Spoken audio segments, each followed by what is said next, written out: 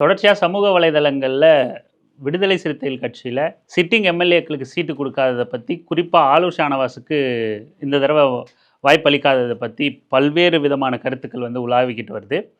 ஜாதி வெறியர்களும் சங்கிகளும் திமுக முகமுடி போட்டுக்கிட்டு, திமுக ப்ரொஃபைல் பிக்சராக வச்சுக்கிட்டு, இந்த மாதிரி பல வேடமிட்டுக்கிட்டு வந்து இந்த சமயத்திலேயாவது விடுதலை சிறுத்தைகள் கட்சிக்குள்ளே ஏதாவது ஒரு குழப்பத்தை குளறுபடியை ஏற்படுத்திடலாமா அப்படின்ற ஒரு வாய்ப்புக்காக தொடர்ந்து விசிகாவை குறிவைத்து வந்து செயல்பட்டுக்கிட்டே இருக்காங்க. தொடர்ந்து முயற்சி பண்ணிக்கிட்டே இருக்காங்க.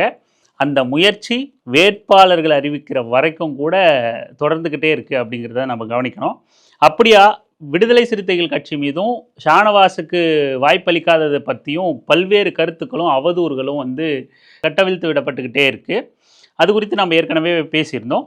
அதுக்கு முற்றுப்புள்ளி வைக்கிற மாதிரி ஆலூர் ஷானவாஸ் வந்து ஒரு அறிக்கையை வெளியிட்டிருக்கார். நாம் பேசும்போதே சொல்லியிருந்தோம், ஆலூர் ஷானவாஸ் வந்து வெளிப்படையாக இதை பேசி மௌனம் கலைச்சி இதுக்கு ஒரு முடிவு கட்டணும், முற்றுப்புள்ளி வைக்கணும்னு சொல்லியிருந்தோம்.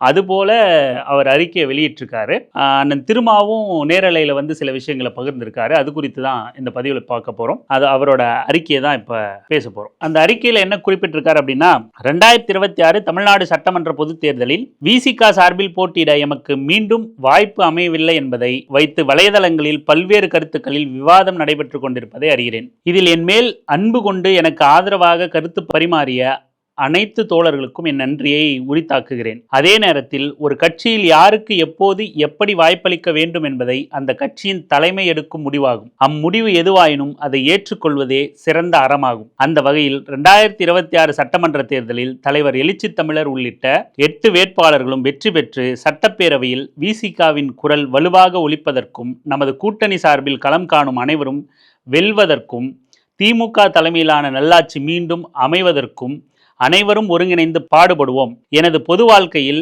நான் சட்டமன்ற உறுப்பினராக இருந்து பணியாற்றியதை விட இன்னும் வீரியத்துடன் தொடர்ந்து அரசியல் களத்தில் பணியாற்றுவேன் என்பதையும் உறுதியுடன் தெரிவித்துக் கொள்கிறேன் அப்படின்னு சொல்லிட்டு ஒரு அறிக்கையை வெளியிட்டிருக்காரு. மொத்தத்தில் அவரோட நிலைப்பாட்டை தெளிவாக வந்து அறிக்கையின் மூலமாக விளக்கிட்டாரு. விருப்பம் இருக்கலாம், ஆதரவு தெரிவித்தவங்களுக்கு நன்றி, சிறப்பாக செயல்பட்டிருக்கேன், வாய்ப்பு கொடுத்தா மறுபடியும் சிறப்பாக செயல்பட்டிருப்பேன், ஆனாலும் தலைமையின் முடிவை ஏற்பதே அறமாகும் அப்படின்னு சொல்லிட்டு தன்னோட நிலைப்பாட்டை ரொம்ப தெளிவாக அழகாக விளக்கியிருக்காரு. ஆலூர் ஷானவாஸ் அவர்களுக்கு வந்து நம்ம குறிப்பாக வாழ்த்துக்களை, அறிக்கையின் மூலமாக தன்னோட நிலைப்பாட்டை வெளியிட்டதுக்கு வாழ்த்துக்களை நம்ம தெரிவிச்சுக்கிறோம். இதோட நிப்பாட்டிட்டு தேர்தல் களத்துக்கு களவேலைக்கு வந்து தோழர்கள் பயணப்படணும், இதுக்குள்ளேயே விவாதம் பண்ணிக்கிட்டு இருக்கக்கூடாது அப்படிங்கிறத தான் நம்ம கருதுறோம். ஏற்கனவே வாய்ப்பளிக்கப்பட்டு சிறப்பாக பணி செஞ்ச தோழர்கள் வந்து தங்களுக்கு மீண்டும் வாய்ப்பளிக்கப்பட்டா இன்னும் கூடுதலாக சிறப்பாக செயல்படக்கூடும், ஏற்கனவே கிடைக்கப்பட்ட அனுபவங்களை வச்சுக்கிட்டு நாம இன்னும் வீரியமா செயல்பட முடியும் அப்படின்னு கருதலாம். அதில் நியாயமும் கூட இருக்கலாம். ஆனா விசிக மாதிரியான தமிழ்நாடு தழுவிய அளவில் மிக பரவலா இருக்கிற ஒரு கட்சி, ஆனால் குறுகிய இடமும் அதிகார பகிர்வும் கிடைக்கப்பெற்ற ஒரு கட்சி வந்து உழைக்கிற எல்லாருக்கும் குறைஞ்சபட்சம் வாய்ப்பளிக்கணும், சுழற்சி முறையிலேயாவது அப்படின்னு விரும்புகிற ஒரு கட்சியில் ஏற்கனவே வாய்ப்பளிக்கப்பட்ட தோழர்களுக்கே மறுபடியும் வாய்ப்பளிக்கும் போது மற்ற உழைக்கும் தோழர்களுக்கு வந்து ஒரு சுணக்கம் ஏற்படும், ஒரு விரக்தி ஏற்படும். ஆக இந்த தடவை இல்லை அடுத்த தடவையாவது நமக்கு வாய்ப்பு கிடைக்கும் அப்படிங்கிற ஒரு நம்பிக்கையாவது மற்ற தோழர்களுக்கு ஏற்படணும். அப்படின்னா ஏற்கனவே வாய்ப்பளிக்கப்பட்டவர்களுக்கே மீண்டும் வாய்ப்பளிக்காம புது தோழர்களுக்கு வாய்ப்பளிக்கும் போது தான் பரவாயில்ல, இந்த தேர்தல் இல்லைன்னா அடுத்த தேர்தலுக்கு இன்னொரு சுழற்சியில் நமக்கு வாய்ப்பு கிடைக்கும்னு கொஞ்சம் ஒரு ஆறுதலோட இன்னமும் வீரியமாக தோழர்கள் வந்து பணியாற்ற ஏதுவாக அமையும். ஆக இதை வைத்து திரும்ப அரசியல் செஞ்சுக்கிட்டு கடைசி நேரத்தில் கூட ஏதாவது குழப்பங்களை விளைவிக்கலாம் அப்படின்னு திட்டமிட்டுக்கிட்டு எதிரிகள் செயல்பட்டாலும் அவர்களுக்கு வாய்ப்பளிக்கும்படி கட்சிக்குள்ளே இருக்கிற தோழர்கள் இயங்கக்கூடாது அப்படிங்கிறத தான் நாம் இதன் மூலமாக தெரிவிக்க கடமைப்பட்டிருக்கோம். திரும்பவும் அதை ரொம்ப தெளிவாக விளக்கியிருக்காரு. என்னோட சுய முடிவு தான், அதில் எந்த உள்நோக்கமும் கிடையாது. ஒரு இஸ்லாமியரை போட்டே ஆக வேண்டும், எங்களுக்கு ஒரு தொகுதி திருப்போரூர், அங்கு இஸ்லாமியரை போட முடியாது, நாங்கள் 2 தொகுதியில் ஒரு தொகுதி இஸ்லாமியருக்கு வழங்குவதை ஒரு கடமையாக வைத்திருக்கிறோம் என்று சொல்லி ஒரு இஸ்லாமியரை நாங்கள் போடுவதென்றால் ஷானவாஸைத்தான் போட வேண்டும் என்ற முடிவில் இருந்தபோது அப்துல் ரஹ்மான் குறுக்கிட்டார். அவர் தன்னுடைய வாய்ப்பை மறுபடியும் வலியுறுத்தினார். ஷானவாஸிடம் சொல்லிக் கொள்ளலாம், இந்த முறை நாம் அப்துல் ரஹ்மானுக்கு தரலாம் என்று நான் என்னுடைய சுயமான சிந்தனையிலிருந்து எடுத்த முடிவு. அது மேலோட்டமாக பார்த்தால் பிழையாக இருக்கும் என்று நீங்கள் கருதலாம், அது பிழையாக கூட இருக்கட்டும். ஆனால் ஷானவாஸ் கூடாது, அவரை தவிர்க்க வேண்டும் என்ற எண்ணத்தில் எடுக்கப்பட்டதல்ல. அப்துல் ரஹ்மானுக்கு ஒரு வாய்ப்பு தருவோம், என்கிற அடிப்படையில் வழங்கப்பட்டது. அவ்வளவுதான். இதில் வேறு எந்த உள்நோக்கமும் கிடையாது. ஆலூர் ஷானவாஸ் வந்து நாகப்பட்டினத்தில் நிற்க விரும்பலை, அதோட அந்த தொகுதியும் நமக்கு கிடைக்கல. அவர் ராயபுரத்தை விரும்பினார். ராயபுரம் கிடைச்சா அவருக்கு கொடுக்கறதா இருந்தது. அதுக்கப்புறம் சென்னையிலையும் அவர் நிற்க விரும்பலை. பல்லாவரம் கிடைச்சா கண்டிப்பாக அவருக்கு கொடுக்கறதா தான் இருந்துச்சு. ஆனால் பல்லாவரம் கிடைக்கல, தேமுதிகவுக்கு கொடுக்கப்பட்டுருச்சு. இப்படி தொகுதி பங்கீட்டில் பல சிக்கல்கள் நீண்டுக்கிட்டே போனதுனாலையும், இறுதி நேரத்தில் அவசர அவசரமாக முடிவெடுக்க வேண்டிய தேவை இருந்ததுனாலையும், அதோட நீண்ட காலமாக பணியாற்றவங்க வந்து ஒரு வாய்ப்பு கேட்டுக்கிட்டே இருக்கும்போது அவங்களுக்கு சரி ஆலூர் ஷானவாஸை நம்ம சமாதானப்படுத்திக்கலாம், நம்ம பேச்சுக்கு அவர் மதிப்பளிப்பார் அப்படின்னு சொல்லி எண்ணி தான் அப்துல் ரஹ்மானுக்கு வந்து வாய்ப்பு கொடுத்ததா அண்ணன் திருமா வந்து தெளிவாக சொல்லியிருக்காரு.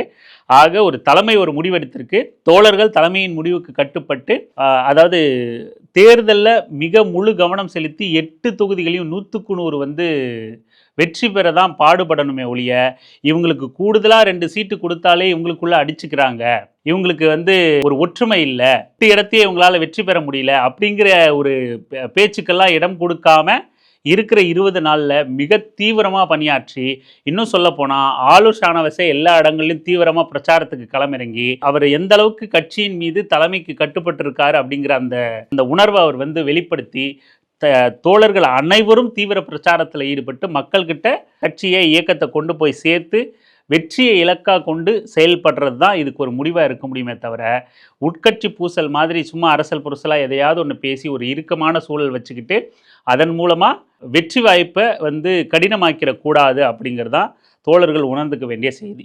இல்லை ஆலூர் ஷானவாஸ் வந்து என்ன இருந்தாலும் அண்ணன் திரும்ப வந்து தவறான முடிவு எடுத்துட்டார். அவரே சொல்கிறார், சரியான முடிவாக இருக்கலாம், இல்லை தவறாக கூட இருக்கலாம், ஆனால் முடிவு எடுக்கப்பட்டுருச்சு அப்படின்னு சொல்லிட்டு அவர் சொல்கிறார்.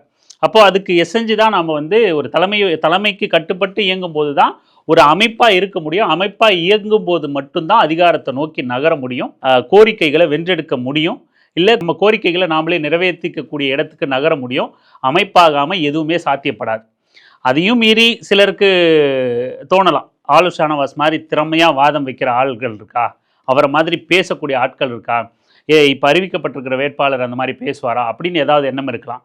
ஆனால் வெறுமனே பேச்சு திறமை, இந்த வேட்பாளராக அறிவிக்கக்கூடிய நபர் வந்து பேசுறதுல தான் வெற்றி வாய்ப்பு இருக்குது அப்படிங்கிறது இல்லை. இங்கே களம் ஒரு கட்சியோட கொள்கை என்ன, அந்த கட்சியோட கூட்டணி என்ன, வியூகம் என்ன அப்படிங்கிறது தான் ஒரு கட்சியோட தேர்தலுக்கான வெற்றி வாய்ப்பாக அமைய முடியுமே தவிர ஒரு தனிநபரோட பேச்சு திறமை மட்டுமே அதை முடிவு பண்ணிடாது. அது ஒரு கூடுதல் வலு சேர்க்கலாமே ஒழிய அது மட்டுமே முடிவு பண்ணிடாது.